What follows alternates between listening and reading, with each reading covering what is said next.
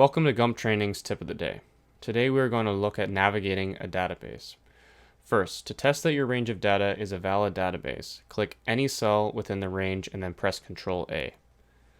This selects all the contiguous cells, so it should select your entire database. While the range is selected, press Ctrl to move the cell pointer around the four corners of the range. Each time you press Ctrl, the cell pointer moves to the next corner in the selected range. This is a quick way to see the bottom of the selection. Click any cell to remove the selection. To move to the end of a column or row, use the Control key and an arrow key. For example, if you click in a cell in your database and then press Control down arrow, you will go to the last cell with data. If there are no blank cells in the column, this will take you to the bottom of the database. Use the Control arrow key shortcut in combination with the Shift key to select the range. For example, here we are starting in cell E2 and pressing Control Shift down arrow to select from E2 to the bottom of the cell. This shortcut can be used in formulas as well. Here we are going to add the values in column J.